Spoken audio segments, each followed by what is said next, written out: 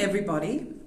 I am Katrina Raynon-Woodward, and I have the great privilege of being Program Director and Principal Consultant for Executive Education at Melbourne Business School. I'd like to warmly welcome you, all your staff, students, alumni and guests, to the latest program in our lunchtime masterclass series, Spurious Links and Real Insights, with the amazing Professor Yelchin Akchay. I'm going to begin by acknowledging the Wurundjeri people who are the traditional owners of the land on which I am today, and I pay my respects to all Aboriginal and Torres Strait Island elders, past and present. I also pay my respects to their communities who've shared and practiced their teaching over thousands of years. We recognise Aboriginal and Torres Strait Islander people's ongoing leadership and contribution to business, education, industry and society. If you've been watching these programs, you'll be aware that our business school's vision is unleashing leaders for a sustainable future. And we do this by creating and sharing knowledge to help understand, guide and shape the future of business, government and the for-purpose sector, which is one that's particularly close to my heart. So events like today's masterclass offer ongoing learning and access to contemporary thinking in business and leadership. And it's just one of the ways that we have of supporting our school's commitment to lifelong learning. Our special guest presenter today, I'm delighted to introduce you to. It's Professor Yelchin Akchay. Yelchin may be known to many of you because he offered a masterclass recently on using data for decision making, which was a great success. Yelchin is the co-director for the Data for Decision Makers program, and he's also co-director of the AI for Business program. And he's a guru with numbers that help leaders to navigate adaptive challenges in uncertain times. We all know that data and numbers are essential to solving business challenges, but truly understanding the analytics is the key to true business insight. Yelchin's going to take us from a rear view of our sense of our organisation to a diagnostic stage, using data which will add value to help us as leaders make decisions. Yelchin's gift to business leaders is his ability to demystify data in an engaging way. And to this end, we invite you to ask questions along the way. We'll leave time at the end to answer those questions. And if there's a place to pop them into the conversation, we'll do it along the way. So without further ado, I am delighted to welcome Yelchin to this program and ask you to take us away, please, on demystifying data. Thank you, Katrina, for that nice introduction. As Katrina mentioned, I'm a professor at Melbourne Business School. I'm a professor of operations management, and I teach in our degree programs, and I do direct a number of executive education programs that we have here at the school. So today, actually, I wanted to build on last year's webinar that we had, which delved into essentially the descriptive stage of business analytics and show the limitations of dashboards, which are very commonly used in business today. So today we're going to go one step further. I'll remind you, first of all, what the data analytics journey looks like, and then we're going to focus down into the diagnostic stage, where correlations especially in the descriptive stage, can be misleading, and why we want to move from mere correlations into causations. And in business, we actually care about causations more than correlation, and we're going to look into how we actually capture those causal relationships. All right. So as I promised, the first thing that I wanted to give you is an overview of what the data analytics journey looks like for an organization. So organizations today have a lot of data. Most of the data is unstructured. But some of the data is structured, and structured data is essentially where you have like numbers or strings that can be stored in spreadsheets or structured databases, whereas unstructured data is your text, video, images, those kinds of data, which we are now able to tap into using the new advances in artificial intelligence. But I'm going to look at organizational data that is structured and how actually organizations extract value from that data. So as you can see on the screen, the value that you can get out of your data is a function of the effort that goes into analytics, the maturity of the organization in their analytics capability, and as you progress in the effort, it means essentially the models that you have to implement get more difficult, more challenging, and more complex. So we start with descriptive analytics, which is using your organizational data as a rear view mirror. And the tools here tell you what happened. That is the question you're asking. It's just summarizing data and essentially putting them into nice dashboards or some insight reports. When you move on from the stage, you move on to the diagnostic stage where you now get the answer to why did these things happen. So essentially, this is where you move from simple hindsight to true insight. Now, once you get to understand why things are happening, you can also use this piece of information to make predictions about the future, about what might happen in the future. Okay? And the final stage is prescriptive analytics. This is what we call as the nirvana of data-driven decision making in the data analytics journey, is when you look at your data and convert it into an action. So we are looking for what is the best thing that we should be doing? What is the best course of action? And this is associated with optimization. And that is the prescriptive stage of analytics. As I mentioned in our previous webinar, no matter how beautiful your corporate dashboards look or how engaging they are, how interactive they are, it doesn't automatically mean that, oh, you're actually very advanced in your analytics capabilities, because these tools are just summaries of your existing data and they truly belong to the descriptive stage. So at some point, organizations should invest in trying to move beyond the descriptive stage. Okay. Just to illustrate this journey, I'm actually going to take an example from telecommunication industry. We are all consumers of telco products. And if there's one thing that never changes, as customers, we always complain. From a company perspective, from a business perspective, though, this actually poses a big problem for telecom operators, because this is associated with customer churn. Whenever we decide to take our business from one operator to another operator, they lose customers, and that's a major challenge for them. One of their business goals is to be able to reduce churn, to be able to protect their revenues. So how does their data help them address some of the challenges that they have? So with descriptive, once again, we are looking at what has happened, what can we tell? So you can answer questions like, what was the average churn rate over the last year? Okay, or based on the age, region, or plan type, can you summarize what the churn rates were so that I could see which of these segments had a higher level of churn? As you can see, this is truly a summary of existing data. It is good to know, but it doesn't immediately translate into decisions and actions for the company. What you want to do is now get answers into why is churn happening, okay?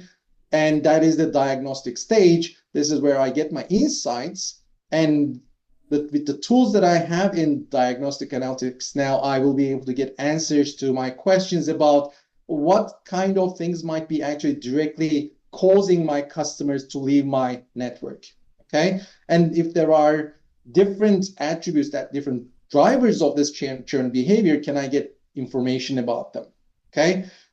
Did the poor call center service, for example, lead to higher churn rates, okay? I know they might be correlated, but that doesn't tell me much. If I improve my service, will it lead to lower churn rates? This is the kind of question that we're answering with diagnostic. Once I understand why customers are churning, why this churn behavior is happening, then I can use all those drivers and my historical data to make predictions about churn behavior in the future. So I can, at the individual level even, try to predict what is the likelihood of, for example, Katrina leaving my network in the next 90 days, which is very useful, because if I believe it's quite high, I can take action based on that. And if it's very low, Katrina is safe, I don't have to invest and offer her promotions to keep her within my network. Okay, so this is the kind of thing that we do with predictive analytics. And this is where actually AI starts coming into the picture, because if you want to make really accurate predictions, that's when you have predictive AI tools in your toolkit. And the final stage is, what should we do? Prescriptive analytics. Essentially, I'm looking at everything that I've learned so far, including the insights and foresight into the future. And now I'm trying to take action, especially what is the best course of action. So if you look at the questions on your screen, that is part of prescriptive analytics, and the answers you can find through the tools in prescriptive analytics. It's all about optimization. So how do I maximize my customer lifetime value? How do I minimize churn? What is the best thing that I can do? Especially given that businesses have limited budgets and limited capacities and resources, this is truly how you make data-driven decisions to keep your customers in this context. Okay, so this was just to summarize and tell you what the analytics journey looks like. But as I mentioned at the start, in this webinar, we're going to focus on the diagnostic stage. Okay, so if there is one thing that you might remember from your statistics classes or whenever you read anything related to statistics, this is the key message. Correlation is not the same as causation. Correlation does not imply causation. Let's try to really understand the difference between them and why correlation can be misleading. Okay, so what I'll do is I'll show you a scary mathematical formula. At the end of the day, correlation is just a mathematical formula. Okay, so if you give me any two variables, x and y, and if you give me the data, so let's say x is the price, y is the demand. X could be the market share, X could be the marketing spend, Y is the predicted sales. Okay, I can plug the values in my data set into this formula and they'll spit out a number. The beauty of correlation is that the number that you'll get is always going to be between -1 and +1, and we can make some kind of interpretation based on the value that's calculated. Okay, so let me illustrate this. So you gave me a data set, and the data actually looks like this. Okay, I put them into the formula. Correlation is 0.9. The interpretation that I have is the following. This is very close to +1, which tells me it's a very strong relationship. And my interpretation would be, as X values increase, whatever X is, I would expect Y to also increase. That is my interpretation. If the value is 0.6, and this is the data that I have, you can easily see that that relationship is not that strong. It's a weaker relationship, but still in the same direction, in the positive direction. If for a different data set, I might have a correlation of -0.6. It is a negative number, and you see in the picture that there is a negative relationship, which means as the value of X variable increases, my expectation is that Y is going to decrease. And this could be a very strong negative relationship too, okay? And you might have situations where correlation can be 0, okay? So I look at the data and see, for example, in this case, oh, that's a very random pattern. I don't see any relationship between them. Correlation is 0. Correlation is 0 in this case too, because it's very, very random. But let me show you another picture, okay? If my data actually looked like this, and I plug those values into the formula, I would actually calculate the correlation as 0, okay? Now, if I don't look at the data set, and if I don't know what the context is, and try to interpret correlation value being 0 as, oh, they are not related, it's a random pattern, there's no relationship between these two variables, I would be very wrong. Because part of data literacy and AI literacy in general is understanding what even simple terms mean. Correlation is a statistical measure, which is calculated with this weird formula, but it only measures the strength of linear relationships, okay? So roughly your plot should be following a line. So you could fit a trend line there. If the relationships are more complex and nonlinear, correlation will not say anything about the relationship between the two variables. Another example is this. Clearly, there is a very strong relationship between X and Y variables, But if you just look at the correlation, its value is 0, means actually they are not related with each other, is a wrong statement. The right statement, there is no linear relationship between these two variables. Okay, that is what we have. Now, correlation tells you about what you should expect in terms of movement of these two variables. Do they move together in a linear fashion or not? Okay, so that is what correlation truly is. So let me show you a data set. This is an interesting data set. Over the years, it summarizes the number of labor relations specialists in Iowa in the United States and the number of pirate attacks in Indonesia. Okay. Now, if I give you the plot and you plug these values into the formula, the correlation is 94%. It's 0.94, which is very close to 1. Now, if you took this correlation and interpreted it as a causal relationship, well, is the number of labor relations causing these pirate attack incidents in Indonesia? Clearly not, right? We know this is not the case. So those laborers are not going to Indonesia trying to convince the pirates not to do these the bad acts. It's not happening. So actually, if you're curious, there is a really nice web page, the link that you see on your screen. This person actually has come up with and dug deep into the data and figured out really spurious correlations that you might find interesting to discuss with your friends. But correlation is very strong. There is no causal relationship. I want to show you another example. So I did my PhD in the US, and I spent 6 years at Penn State University, where American football was their religion. So I got to love this game. And in professional football, there is a rule called Redskins rule. Katrina, have you heard about the Redskins rule? No, I'm sorry. I'm limited to AFL. I don't All know. right. Okay. All right. So most of us are. So the Redskins rule is interesting. Redskins, Washington Redskins, they're now called the Washington Commanders, and Trump is trying to go back to Redskins, is the football team of Washington, D.C. And this gentleman here, Steve Hurd, is a sports guru and loves digging into numbers. And when he was looking at how the Redskins team performed, he actually caught a really interesting relationship between their performance and the outcome of the US presidential elections. So you might know that this is trying to predict who will win the US presidential election is a major, even a betting point. There are lots of economic models that are built, even machine learning models built to make this prediction accurately. So this guy made a very interesting observation. He noticed that if Washington Redskins win their last home game before the election, the party that won the previous election wins the next election. So the incumbent continues. If they lose, the other party's candidate wins the election.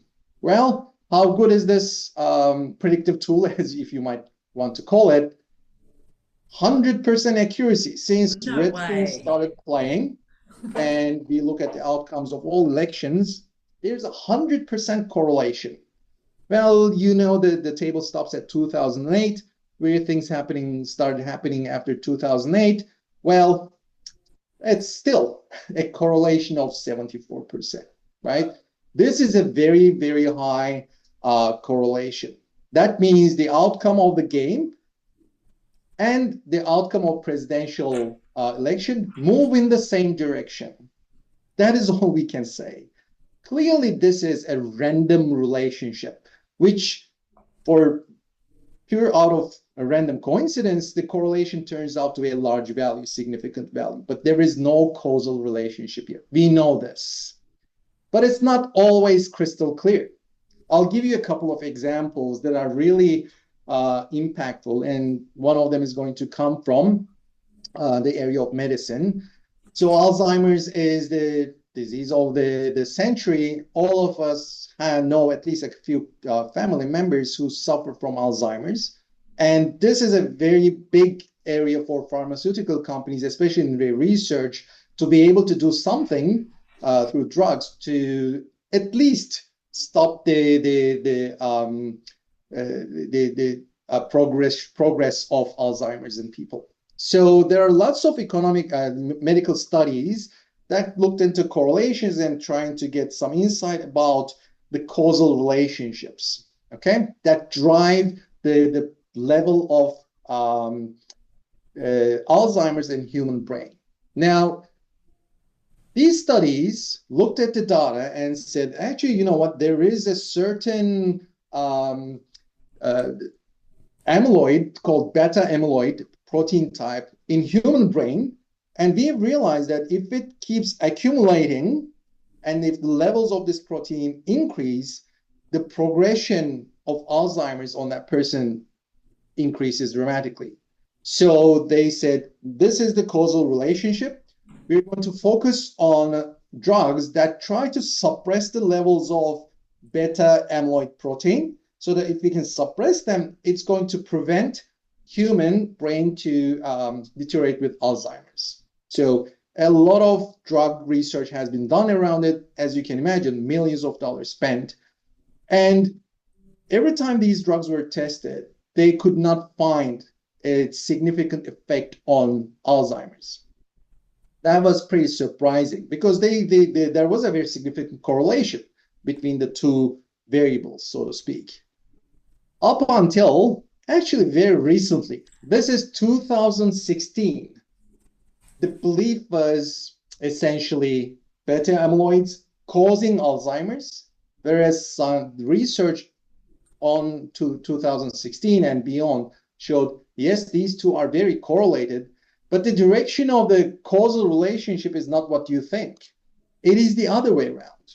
So it is not the level of beta amyloid causing Alzheimer's. Rather, Alzheimer's as a side product is leading to the production of this beta amyloid protein.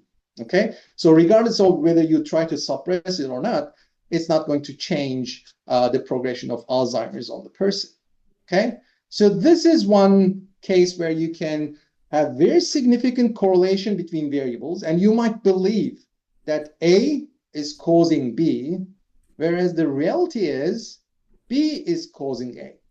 Okay, so it's the other way around. So we call this reverse causality. The thing about correlation is it doesn't tell you about even the direction of the relationship. It just tells A and B move in the same direction. Another interesting example that most of us perhaps can relate to. Katrina, I know you're into your nutrition, so have you heard about these flavonoids and flavonols? I'm really interested in them, I've got to say. What I understand is that they make you smarter. Aren't they the new smart drugs? That is one way to put it, right? So there, you might have read one of these articles that pop up almost on a monthly basis that saying some food have higher levels of this nutrient called flavonoids, and the belief is that they drive higher levels of cognitive skill in people, that they make you smarter, right? You're spot on. So there is one type of flavonoid, which is in cocoa powder. It's called flavanol, so it's believed to have a similar kind of impact. Now, I'll show you a medical study. So this is a peer-reviewed published research article, which looked into whether this is actually true. Okay, they were trying to understand whether flavonoid consumption is leading to higher levels of cognitive skills in people. But the theme of the study is essentially, can you eat your way to a Nobel Prize? You'll understand what I mean here very shortly. I'll show you an image directly from this particular study. So what you see on your screen is taken out of the publication. On the horizontal axis, you see the chocolate consumption per capita of different countries. And on the vertical axis, what you see is essentially the number of Nobel Prize winners from that country for every 10,000. Okay, so the researchers said, well, we're going to try to capture the cognitive skill of people living in a country by looking at whether they're winning more Nobel Prizes or not. Okay, and they calculated the correlation. The correlation is 0.8, 80%, very close to 1. And this is the conclusion of this paper. The conclusion is chocolate consumption enhances cognitive function, which is sine qua non for winning the Nobel Prize. Okay, Knew it. so they said there is this high correlation, 0.8, 80%, and there's a causal relationship, which is chocolate. If you eat more chocolate, it's going to eventually lead to higher number of Nobel Prize winners. Well, of course, when this paper was first published, it made a lot of waves, and people went and asked what Nobel Prize winners thought about this. And I give you some quotes from their responses. So one said, chocolate made me who I am today. My wife is a chocoholic, but so far has not received a phone call. Okay, but I think there is one good one here. This research, your research, is poised precisely in the vast space between balanced objectivity and total confusion. So he's being a little sarcastic here. Okay. Now, of course, after this came out, this is a very prevalent problem in medicine, which is over-interpretation of correlations as causal relationships. So there were, of course, a couple of follow-up studies, and I'm going to show you the result from one of these. Okay. So this is a follow-up study which looked into trying to actually highlight this phenomenon of don't treat correlations as causal relationships. And the authors said, okay, this was very interesting, but let's do our own little study. And they said, could we actually explain the Nobel Prize winning, so cognitive skill, with tea consumption? They did this, they looked at the data, very low correlation. They were disappointed. And they said, we're going to shift gears. Let's see if wine consumption is explaining. And then they said, well, our hypothesis is wrong because correlation, even though it improved, it's not significant. Then they said, okay, let's look at something completely different. They looked at the relationship between the number of IKEA stores for 10 million and the Nobel Prize winners. And they said, here you go, we hit gold. It's even a higher correlation than the original study. Okay. Now, this is, of course, starting to look very weird. And clearly, these authors were trying to make a point. Now, IKEA stores and Nobel Prize winning. So if we think about it, what we're trying to explain as cognitive skills, Nobel Prize winning, the IKEA stores. So, Katrina, let me ask you one question. Okay. If I ask you to tell me one thing that might help you predict or drive a country's Nobel Prize winners, what is that one thing? What drives Nobel Prize winning? Investment in science. Investment in science and education, higher education, and postgraduates, PhDs, postdocs, right? That is what essentially happens. Now, if you really think about it, which countries can actually afford to set aside some budget to do that? Well, the countries that are richer, that have higher GDPs. So this is what happens. The true relationship is there's a very high correlation between gross domestic product and what you say as Nobel Prize winners. And this is the actual true causal relationship, right? But this is lost in correlation. So why did the first research observe this interesting phenomena about chocolate consumption and Nobel Prize winners? Okay, what might be the link there? If you think about it, for a lot of people, for a lot of countries, chocolate is still a luxury product, right? So if you looked at the relationship between gross domestic product and chocolate consumption, you'll see they're actually very related with each other. Okay, so this is the missing link in the first study. Okay, so let me try to explain what went on. So we have GDP very highly correlated with Nobel Prize winners, number of Nobel Prize winners, right? It's a causal relationship too. On the other hand, you have GDP also very highly and positively correlated with chocolate consumption. Now, what the first study did is actually they did not include the key variable, key factor in their study. And if you don't have GDP in your study, you will establish this spurious link between the two variables, and you'll see a very high correlation between chocolate consumption and Nobel Prize winners.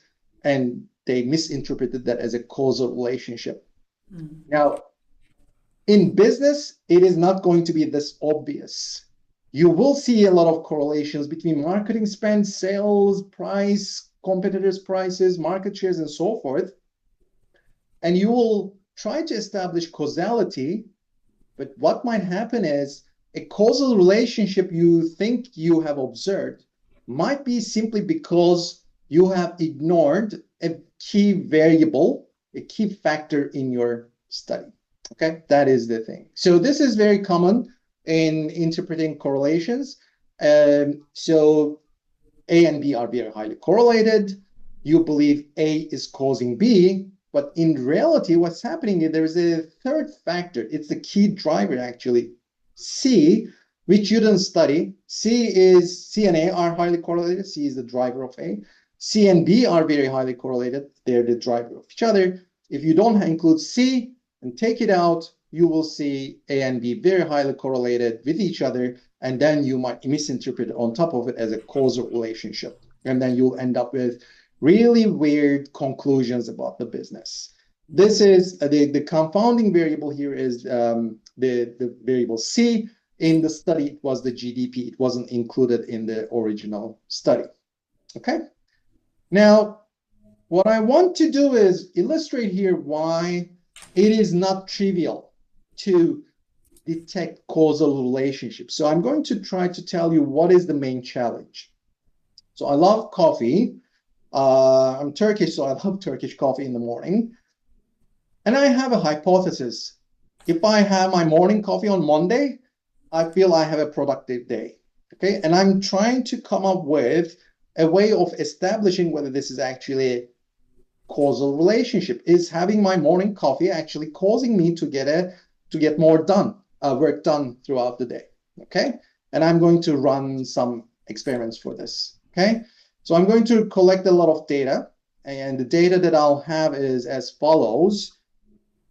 I have two sets of data. One group, I know that I had my morning coffee, and in the second group, I did not have my morning coffee.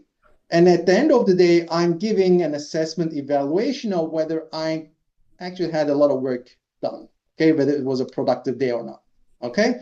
So I've given you, okay, thumbs up, thumbs down, if I'm happy with my day or not happy with my day. So let me categorize them. If you see a green picture, that's a great day for me. If it's an orange, reddish kind of thing, it's not a productive day for me. Now, let me look at the first group, and I do very simple statistics there. On the days that I don't have my morning coffee, on the days that I have my morning coffee, 75% of the time, I say, I actually had a great day. It was a very productive day. In 67% of the cases that when I did not have my morning coffee, I say, oh, this was a bad day. I did not have a productive day. Okay? Do these numbers make sense? Yalchin, I have a question. How can you have 75 and 67? That doesn't equal 100. All I'm right. just wondering Okay. what that means. That's a great question. A couple of you might also have a similar kind of question. This is what we refer to as a conditional probability in statistics. What is happening here is those 75% and 65% don't belong to the same population. So you shouldn't be adding them up. So 75% is the following. If I look at the days, only those days that I had a morning coffee, out of those days, 75% of those days I had a productive day. 25% of those days, my day was unproductive. If I look at the other group, which is a different population, in 67% of those days, my day was bad. In the remaining 33%, it was a productive day. Okay, Gotcha. so that is what we have here. So can I now, do you think I have enough evidence here to conclude? Well, the data is very clear. Clearly, when I do have my morning coffee, it's leading to my day being a very productive day. Well, this is again trying to interpret these correlation kind of measures, which indicate movement in the same direction as causal relationships. So what makes the establishing the causal relationship here challenging? Let's try to dig deeper, okay? So first of all, look at this day. On this day, I drank my morning coffee and I had a great day, okay? But for this observation, the counterfactual does not exist.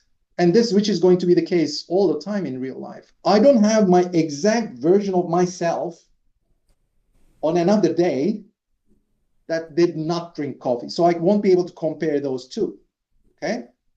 So counterfactuals don't exist. If you look at marketing spend, this year we spent $1 million on marketing, and as a result, we have seen a 3% increase in our sales.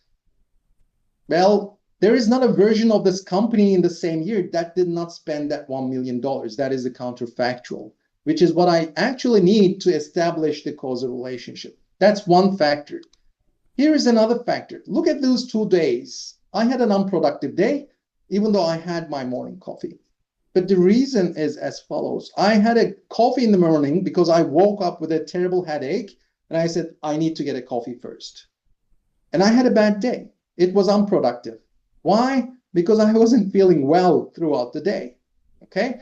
This will make it as if the drinking coffee will seem worse than it actually is. And it's similar kind of thing happens on the other side. So on these 2 days, I actually didn't have my morning coffee and I had a bad day. Once again, I woke up this time with a terrible heartburn and I said, I cannot have a coffee this morning. And throughout the day, I wasn't feeling well. That's why I actually had an unproductive day. So what it means is there is something here that actually affects the outcome of my day. Okay, a key factor, how I feel, my health, and it's not in this picture. Okay, so what you need to do if you wanted to truly establish a causal relationship is also include these in the analysis somehow. Okay, so let's give a full definition of what causality is. It's coming from actually social sciences and medicine, and it says A causes B. When you intervene and change the value of this first variable A, you're going to see a change in the value of B. If you don't change the value of A, the value of B doesn't change. Okay, so just like you have penicillin and there's bacteria there, if I intervene and add penicillin to bacteria, it will disappear. So that is a true causal relationship. Here's another example. I have men in their shorts and ice cream sales. I see a lot of correlation there. Okay, of course, the correlation is because of it's summer and I sell a lot of ice cream. But is this a causal relationship? What do? I intervene.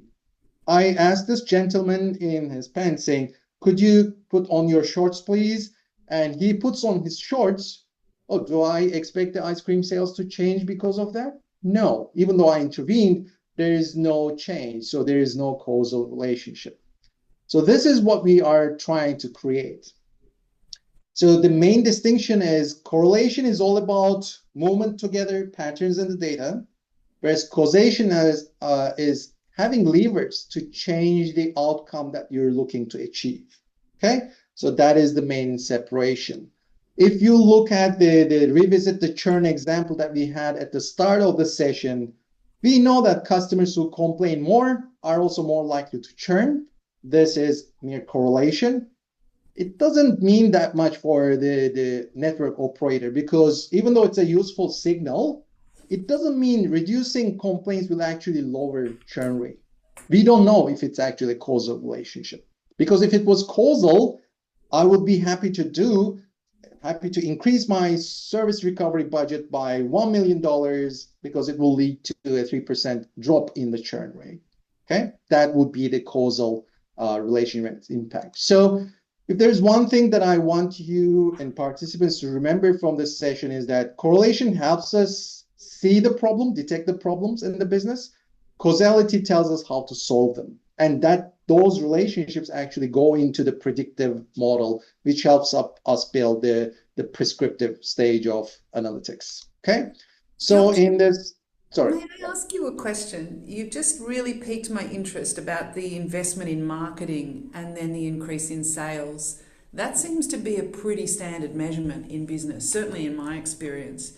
If you can't have a counterfactual, how do you ever work out the impact of your spend in marketing and what that does for your increase in sales? Is that All right. possible?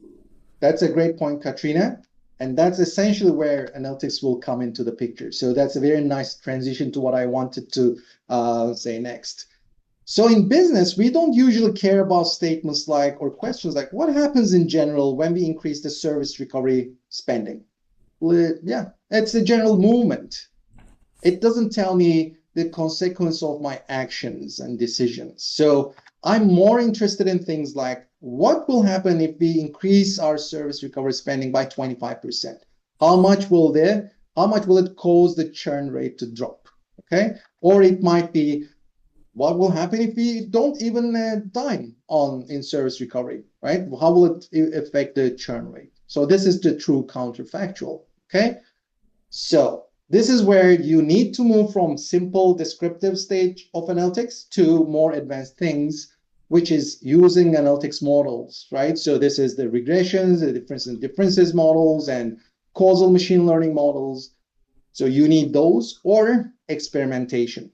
Okay, so the answer to your question, the easy answer will be experiments. Okay, I won't go into actually the analytics models. Okay, they might be more technical, but let me give you the gist of experimentation. So one of the things that medicine, social sciences have done to see whether drug administered to people with a certain disease actually leading to the elimination of the disease or even evaluation of a policy. Let's say a country is thinking about changing their education system. Will it have an effect on the success of students? Okay, big questions. These are really big questions. Now, the way these two sciences have said we're going to look at or try to detect the causal relationship is by conducting these randomized controlled trials. So they have a big group of random number of participants, a big group of participants here. And what we'll do is we'll randomly assign to them to treatment group and control group. So the treatment group will intervene with them. So we'll administer our drug or we will change the way we educate them. And the control group, there's no intervention. So we'll see the outcomes and we'll be able to compare these outcomes and conclude whether there is a causal relationships. Very simple, but this is actually the gold standard of identifying causal relationships. First of all, randomization is a big component of this because if you don't randomize the participants, there might be other factors that might be impacting the outcome. So by randomization, you even them out. Okay, and the difference that you see in the outcome is purely because of the intervention or the difference in intervention. So you establish the causal relationship. Now, we don't usually have randomized controlled trials in business. We go with something called A/B testing, which is essentially trying to replicate what is done in randomized controlled trial in a smaller scale, and usually in digital world, because it's really easy to run these. So I get a group of people, randomly assign them as group 1, group 2, and at a time, I show different things to them. Okay, so let's say I'm trying to, on my platform, trying to see the impact of the choice of my buy now button and see if it's leading to causing different outcomes on purchase behavior. Okay, so I run this experiment, and it will lead to different outcomes. And I say, these groups were random. I change one very small thing, and there's a difference in the way they purchase. That is you have established a causal relationship. And this is very commonly used. So I'll just wanted to give you a simple example from Airbnb. For example, if you have used Airbnb for a while, they have changed the location of reserve button as a consequence of their this A/B testing. Okay, so everything is the same. Okay, they were administered to two random groups of people, but the only difference is a very small change. They've changed the location of the button, and they see, well, actually, when we put the button higher, it has a positive impact on converting that sales. This is the kind of thing that you do with A/B testing. And Amazon, I believe, runs tens of thousands of these experiments on a given year. And retail, it's very commonly used. You change on your shelf in one store, change the location of the display item and see if it actually has an impact on your sales. These are the kind of experiments that we run. And it's very, very, very common. And again, gold standard in establishing the causal relationships. The last thing that I want to mention in this lecture is essentially, well, experimentation and trying to experiment with different things should be part of the organization's culture. It's part of what we call as analytics mindset, because essentially you can be successful in an experiment or you can fail in an experiment. It's organizations and leaders should not look at experiments, oh, they're taking risks. Actually, it's the other way around. These are small trials where you see the outcome very quickly. It's a very quick way to learn what works and what doesn't work. If you don't take this risk, which is a measured risk and a small risk, you can end up taking even bigger risks if you don't change things. So you try to make experimentation in trying to establish causal relationships essentially part of the culture. And I wanted to show you a very interesting video from Netflix. It's a very short video, so let's watch it and I'll go to questions afterwards. So at Netflix, we have a strong culture of experimentation, which means that all of our product changes are tested. Experimentation is about enabling faster decision and better decisions, and it's the driving force behind the pace of our innovations. Netflix is one of the rare companies that has the infrastructure, scale, and agility to advance experimental methods and be a pioneer in this field. If we want to answer a question, we're going to run an experiment. We're going to gather that clean data. Through that process, we'll be able to get the best information we can to make the best decision possible. You construct these experiments, you really see what works, what doesn't, and it's just this freedom to run the tests that you want to run. We do get to use real-world data to answer these questions. I felt really empowered when I realized that the A/B tests that I'm running are impacting millions of people, and the results of these tests were used to, make a decision that affects millions and millions of Netflix customers. If every single Netflix member is on average in 20 experiments, and each experiment has 3 variants, that's 3.5 billion Netflix experiences. Effectively, what this means is that each user gets a unique version of Netflix. Well, this is really interesting. So a lot of you are Netflix users. So Netflix changes their recommendation algorithm from time to time, or the way they display things, or even very recently a big change in the way they display the menus has changed. So how do they decide actually if it's going to have a positive impact on customer retention, loyalty, all these things, and even conversion in terms of making them watch their series? Well, you're not aware, but you are constantly a piece of an experiment. So there might be 10,000 randomly selected people. Then without you realizing, they change the search algorithm and it leads to better outcomes for this group than the other group. Yep, they say, okay, we have enough evidence here. Let's go and deploy it to the wider group. So that is part of their culture, okay? So the last thing that I want to show is actually a summary of what we covered today, some takeaways. Yes, correlation is not causation. We know that, but really try to understand why correlation can be misleading, right? Because it's a very simple mathematical formula. It just measures the strength of linear relationships between variables. It is not even a causal relationship. You have to go deeper to establish causal relationships using analytics models or experimentation. And in decision making, what we truly care about is causality, because if we know the causal relationships, that gives us the levers as decision makers to change and achieve the desired outcome that we're looking for. Okay. All right. So I'll turn to you, Katrina, to see if there are questions, and I'm happy to answer them.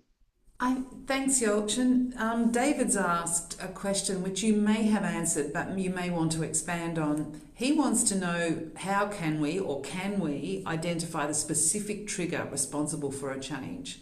And you've talked about experimentation as a way of doing that, but can you ever, like, how far do you go? Can you ever actually identify that specific trigger? Yes. So I should say the first thing, that the prerequisite to doing all of this, if you want to implement any kind of analytics model, is data. You have to have the data. Okay, so if you do have the data, as the decision maker or the business expert, you might have hypotheses. So you might have a lot of hypotheses around, oh, I believe these 5, 6, or 15 different things are leading to or causing this one outcome to change. Okay, this is your hypothesis. If you go with your gut or instinct, you can say, oh, I believe it is this factor. Well, if you have the data, you can build a causal model and actually statistically say, oh, I had these 5 variables here. It turns out 3 of them, I was misled. They actually don't have a causal relationship with this variable. These 2, I can put my finger on them, say have a very high degree of causal relationship with this variable. If you don't have the data, there's one easy way to create this very clean data, is through experimentation. Okay, the thing that you have to keep in experimentation, especially in A/B testing, is you have to make one change at a time, small changes. Okay, if you change a lot of things at the same time, if your intervention is multidimensional, you have to go big, right? That is the randomized control trials, that you need a big set. But the A/B testing, really small, depending on, of course, the confidence that you want to have about your conclusion, they will give you the answer. Okay. And I think one of the things that that often comes up, Yolch, and I was thinking, I'm going to go home and tell my husband tonight that I need to have coffee, chocolate and wine, and then we'll get a Nobel Prize. Yeah. And it made me think, you know, we think about results that say that a glass of red wine a night is good for you and makes you more alert and that sort of thing. And then the other research comes out and shows the opposite. It's sort of that emotional connection to wanting to have the right outcome sometimes. And in business, it's like, well, I've put all this money in. Surely I'm right about this. You know, there's a mindset shift that you're talking about. Yes. So that is very prevalent. That's a great observation. So humans, unfortunately, suffer from cognitive biases, right? And we have these biases about optimism bias or overconfidence bias, that we believe certain things will have certain impact, certain causal relationships will exist.